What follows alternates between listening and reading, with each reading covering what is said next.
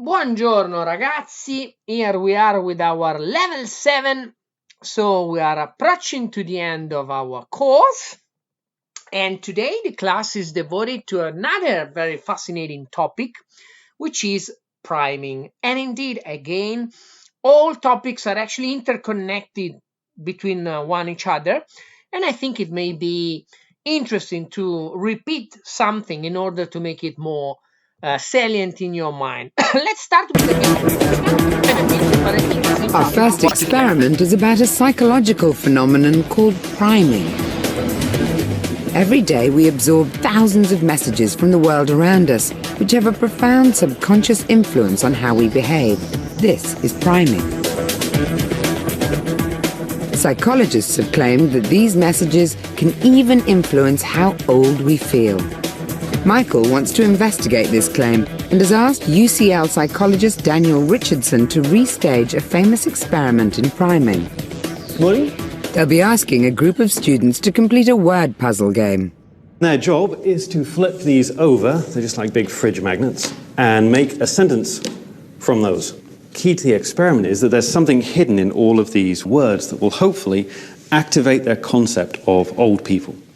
Michael wants to test if simply exposing the volunteers to words associated with the elderly, such as wise and alone, actually make them behave as if they're old themselves. And then they think the experiment is over. We say, go off, you've got to sign one more form.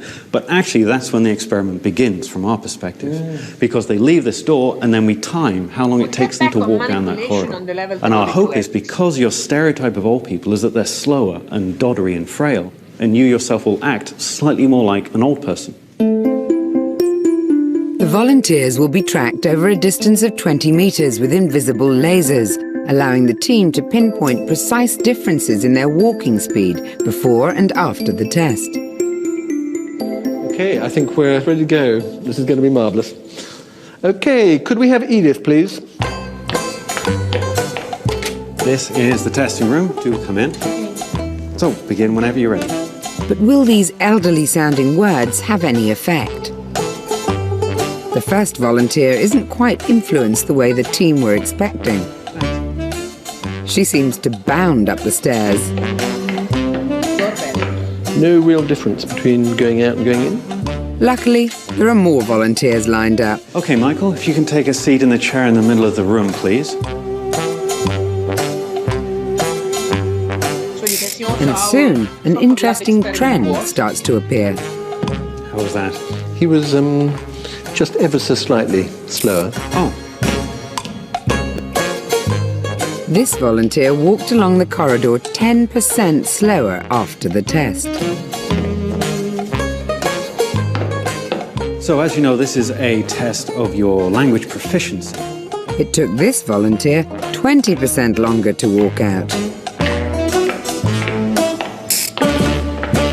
Really does make you think the extent to which your approach to older people and how you see them is unconsciously being projected. Yeah, and of course, old people experience this. So when you walk into the room and you meet someone who's elderly and you start thinking about them, you will slow down a little bit. So their experience will be of people slowing down whenever they meet them. Right. So your behavior feeds back to them as well.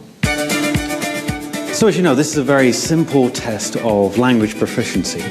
But to really test their theory that we're influenced by the words we use, Michael and Daniel now want to investigate if there's an opposite effect for youthful-sounding words. Will these volunteers be racing down the corridor after their tests? Yep, he went in perky, he came out perky. This volunteer walked out 10% faster than when they walked in. Pretty fast going in and he's even faster going out. The final volunteer's walking speed increased by 15% compared to her entrance. She did a little sprint as she came down the corridor at the end. It's so unlikely that basically a few words planted here and there could actually influence how you think about people. Hello, thanks for coming back. If you want to, The experiment seems to prove that just a few words can have a direct influence on how we behave. So we told you you'd be taking part in an experiment on language proficiency, and that was slightly true, but not entirely true. We were actually measuring the speed at which you came into the room and then the speed at which you went back down the corridor. The reason was, when you did this test, we primed you. We basically fed words associated very much with old age. Now, you were 2 seconds slower going back, and you were sort of trudging it slowly and carefully. And you came in looking as though, you were off to play a football match. When you went out again, you had the bag in your hand. It was like you were really, really tired. Were you aware of any of that? Not really. You two got primed for youth. So both of you came in quite fast, and you left very fast. You came in relatively slowly, and then you shot up the stairs. You took them almost at a single bound. You were out of the room. It was very impressive, I must admit.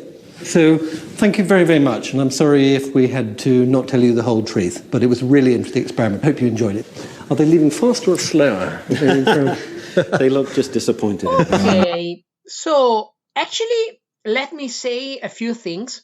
Of course, this again is a replication of experiments, quite old experiments, and this is not a scientific way of proceeding, although it may give you an idea of how it works when you test people's behavior and how difficult it may be, because all elements of the context have to be neutralized, and that's not really easy to make in order to assess the hypothesis that one element of the context is inducing a certain behavior.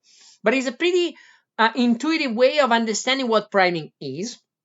And I'm getting back in the last level on an issue of ethics and reproducibility of experiment, but we will have time to discuss that later. So, with respect to, I never know how to proceed. Let's go into priming, which indeed is repeating again the fact that the context and some element of the information context may induce different behaviors in ourselves. A very famous experiment run in literature by Dan Ariely on a very interesting research project whose broad aim is to investigate dishonest behavior of people, but indeed now we will focus our attention on a specific setting related to priming. And this experiment has been run with in the lab at the time. We are talking about more than 10 years ago, and it's called the matrix test. Basically, subjects that are recruited for the experiment come to the lab, come to class, and they have to solve a problem that you basically see here. So you have a sheet of paper in which there are 20 squares that, if we zoom in, look like that. And basically all the different squares are produce the same exercise. You need to find out within the square the couple of numbers that sums up to 10. In this case, for example, 4.81 plus 5.19 gives 10. So the idea is to give people this task, very simple mathematical problems, and it has to be simple because it has to be, you have to be sure as an experimenter that everybody can solve that problem, but it takes some time. So if you want to solve all the problems, you need some time in order to find a couple of numbers that are up to 10, and you have not so much time because the experimenter gives you 5 minutes, 10 minutes maximum, and then you are paid. This is another element typical of experiments in social sciences and in economics. $1 per problem solved. So you can actually go out of the room with $20 if you declare to have solved 20 problems.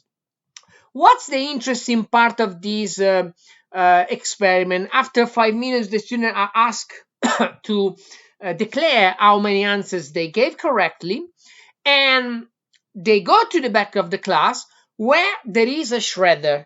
So the experimenter makes the students believe that the test is going to be destroyed in the shredder. And then you just give money to the students on behalf of what they declare is the number of problems they have solved. So after destroying the paper, they report to the experimenter how many problems they have solved. And on average, students say, the results of the experiment run with the matrix test give an average number of problems solved of 6 problems. But there is, in Italian, we use the word trabocchetto. There is a booby trap. How can the experimenter may assess objectively if there is a certain level of cheating? Well, basically the shredder is a fake shredder. Only the sides of the paper are destroyed, while the core part of the piece of paper is there. So the experimenter has data in order to compare the declaration and reality. And what happens is that in terms of reality, on average, people solve 4 problems, even if they report to have been solving 6. So this is part of a huge program of research to investigate dishonest behavior. But what's the point here is that the massive evidence that Daniel Ariely and colleagues have documented in time is that what is the typical behavior of people is that everybody cheats a little bit, but not so much. I mean, we have no time to go into the dishonest project, although some of you have to read the book in which Dan Ariely sums up the results of this research. Here we want to ask the question, can we use priming, and in this case moral priming, in order to induce people to cheat less in this sort of matrix test? Well, actually I had the chance a few years ago to spend 1 month at UCLA in Los Angeles, where a good friend of mine is a teacher of psychology, is the director of the Department of Psychology of University of California. And I had the chance of being the volunteer research assistant making this test with students of UCLA. What is moral priming? Basically, before students run the matrix test, they are asked in this setting to report and write down the 10 commandments. And this is interesting because 10 commandments, of course, are related to Christian religion, Jews religion. It's nothing to do with Muslim or Hinduist or Buddhist. But the point is, it primes morality. And actually, what was interesting to observe is that when you ask yourself how much would people cheat after trying to recall the 10 commandments in the matrix test that we have just been describing, the answer, and the amazing answers coming out from result, is not at all. And actually what is really important is that it didn't matter how many of the commandments students could recall. Actually, if I have to say, lots of people did not even know what 10 commandments were. They were inventing commandments. But the point is, they're primed on their morality, on moral behavior. And that has an influential role in inducing a different action. So actually, this experiment has been run in different contexts, because you may ask yourself, maybe morality may be primed, not necessarily referring to a religion. And actually a more secular version has been run with this test, in which basically students of different university, MIT, Yale, that have a honor code, that have not a honor code, are asked to write down and to sign a sentence before the beginning of the test, in which they declare they are behaving morally. So here the moral priming is that before you start the matrix test, you sign a paper in which you declare you respect the ethics of the project. And again, there is no cheating at all, independently of the fact that the university had or had not a honor code. What was interesting is that the experiment has been replicated in Princeton, which in the Ivy League in US is considered like the university with the strongest honor code and the strongest training for students with morality. I mean, students take a couple of weeks course on morality. And what is interesting is that even students that are following courses about morality cheat exactly in the same way as students of university where there is not a honor code. So here, if you want, there are bad and good news, because even though Princeton has a very strong honor code, students from Princeton cheated just as much as students from MIT and Yale. Even after the 2 week's course on morality that is typical of the University of Princeton. And the bad news here is that morality training, like the 2 weeks course of the students attend in Princeton, apparently has not a measurable long-term effect. That is bad news. But the very good news, on the other hand, is that just reminding people of morality by priming them with a simple signature before a test makes a difference and may produce a very significant result. So, if you think about replicating this behavior outside the context of the lab, and you want to find potential application of moral priming that may produce an improvement of moral behavior of people, think about payment of taxes. So, for example, in US, the agency that collects income taxes is the Internal Revenue Service, the IRS.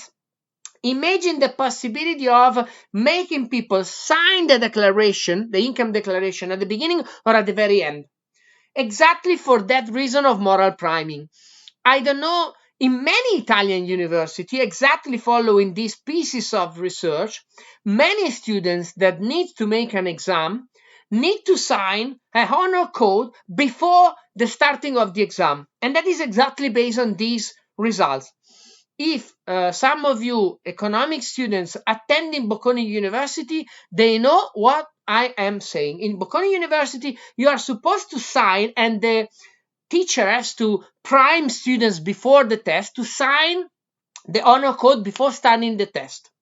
I mean, it produces on aggregate interesting results with respect to cheating. So priming morality may be extremely simple just by shifting a signature before or after a document. And there are so many contexts in which that happens. Think about when we sign an insurance contract or whatever we declare to be a fact. That, of course, may be more or less true depending on our attitude towards ethics.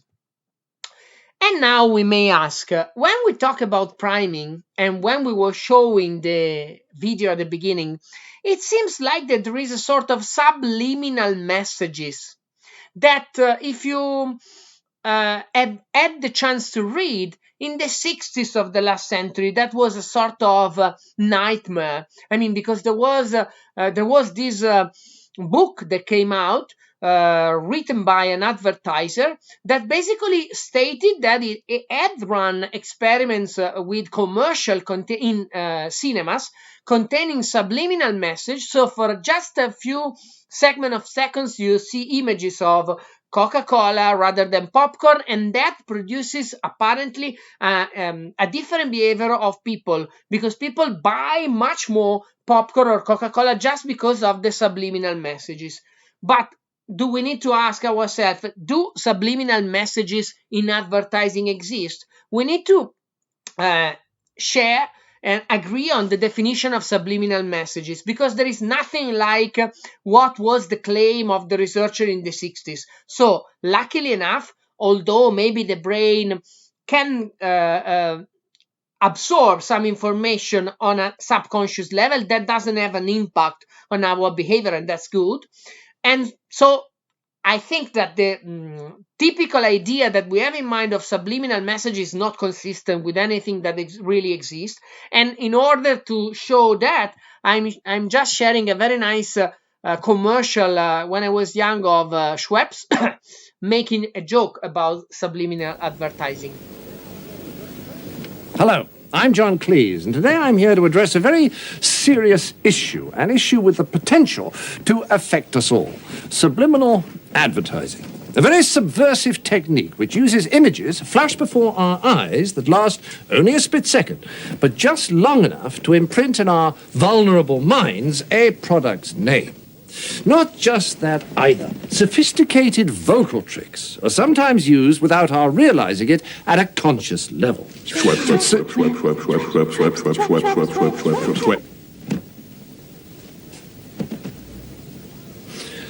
So, suddenly, there we are in the market buying things like crazy without knowing why. Well, I say, if an advertiser has something to say, let him or her come right out and say it.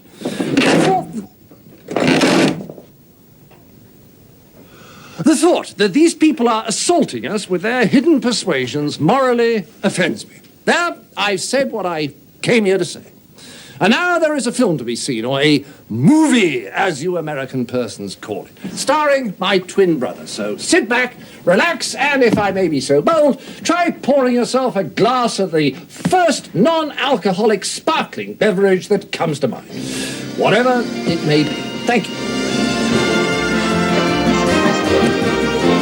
Talk about subliminal messages, and indeed, something like the night mind doesn't exist. And I mean, we're talking about also some subconscious algorithm used by social platform that is not really something consistent with science.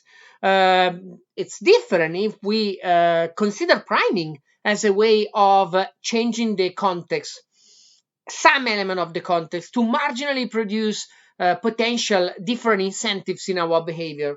So some people, go into the question of subliminal messages, even looking at logos of brands. If you think about, for example, Amazon, in which the arrow connects the A and the Z, rather than the simplicity.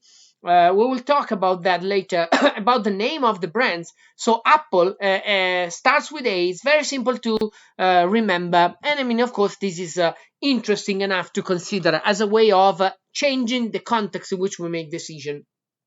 Together with moral priming, there is also sensory priming, which means trying to prime the context in which we make decision and take choices through the use of our senses.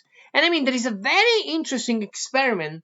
I mean, there are many run in marketing related to purchasing behavior of consumers. And this one has been run in different wine store, in which basically people were primed through the help of music and therefore sound. I mean, what happens if you listen to a French song in a wine store, or if you listen to a German song? And then you are supposed to consider and assess how many people buy French wine rather than German wine. Now, surprisingly, the element of priming represented by music produces a significant effect on consumption and purchasing behavior of wine consumers. And there is also what in literature is called Lady Macbeth effect. If you know the story of Lady Macbeth, the tragedy written by William Shakespeare, Lady Macbeth and her husband basically conjure against a king, and they basically kill the king and take power. But the moral weight of the guiltiness that they feel somehow is translated in some of the gestures they make. For example, there is a very famous scene in the tragedy in which Lady Macbeth, continuing to be obsessed by the fact of having killed Duncan, continues to wash her hands. And this is a moral priming somehow and a sensory priming, because you associate the image of cleaning with the issue of being morally prone to do good things. And this is basically the Lady Macbeth effect. And there are many experiments showing that people that are asked to make some task, to perform some task, that maybe the subjects of the experiment enter the room and it's very untidy, and there is a sense, a smell in the air of lemon, like of the typical washing product, then people show up a more tidier behavior, or also more moral behavior if they are asked to confess something bad they did. So there is a role played by the immediate association of our brain to sensation related to, for example, smelling. And if we smell something that is associated to the image of cleaning up, that is also associated to the image of performing something morally good. Let's go into another very interesting point, which is that of pain of paying, which is indeed associated to the concept of prime. For example, there are many experiments showing that if in a restaurant you just eliminate from the menu the symbol of the currency, so you are not eliminating the number, just the symbol of the currency, I mean, people on average spend more when they do not immediately associate the experience to money. because the experience of seeing our pocket empty because money gets out of the pocket is painful. This is the reason of the expression pain of paying. Money is a very interesting good, because if you think about the traditional nature of a good, good perform their utility when we own them. So the utility of a pen is producing its result when I have and I own that pen and I use it. But the utility of money is actually exerted when you get rid of money. So it's a very interesting and peculiar good. Think about that. So pain of paying increases. So our sensation of pain associated to spending increases when the feelings about spending money are immediately coupled with consumption. And so, not surprisingly, if you think about using cash, and I mean all people use cash, and I mean that gives more awareness of what you spend and more pain, because you see money getting out of your pocket. So in terms of the digital world, there are many advantages: trackability of transaction, user experience, but there is also a question to be considered, which is the attention we pay when money becomes more and more immaterial. So the pain of paying adds a moral tax to consumption, if we want to get back on the issue of priming. And timing a method of payment affects the level of enjoyment of an experience. So if you want to increase pain of paying, use cash, as I was mentioning, because you see immediately money getting out of your pocket. Receive notification when money is spent. That is something that all of us that use a debit or credit card have activated. Receive a text message that is gonna notify when you spend, because that produces the sensation of money going out of your pocket. Although on the bill you will see, and typically you will come out surprised, the bill of the credit card 1 month after, 2 months after. Increase the salience of the payment. When I was very young and I lived in UK, I mean I had my first experience in UK, there was a very interesting way of consuming energy at home. If you wanted hot water, some very old houses had this coin system boiler, which means that if you wanted hot water, you need to insert coin. Very inefficient if you think that if you are out of coins, you cannot have hot water. Very efficient from the energy perspective, because actually you were perfectly aware of how much energy you were consuming. And I mean, another example I make about the salience of paying is when you put gasoline in your car. This is, I don't know if you agree with me. I mean, I'm not a good driver. I don't like driving. But when I put gasoline in the car, that is a very painful experience to see numbers going on, digit after digit. And I mean, money much more than a liter of gasoline. So if instead you want to decrease this sensation of pain, the use of credit cards and more generally of digital wallets, immaterial money, is there to help. Keep payments hidden. If you think about it, there is a very clear example of what I'm mentioning when I'm mentioning the fact of keep payments hidden. Think about a casino. Why do we use fishes and tokens instead of real money on the casinos? Because it creates a distance between us and the awareness of spending money.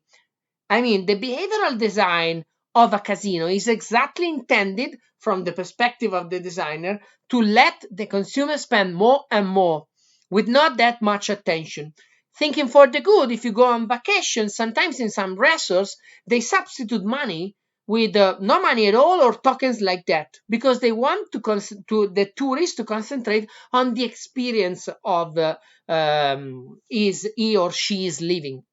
And that's the reason why prepaid consumption for vacation is marketing, from a marketing perspective, a good strategy, because people focus on the experience. Remember what we were saying at the beginning of this course, level 1, the experiencing and the remembering self.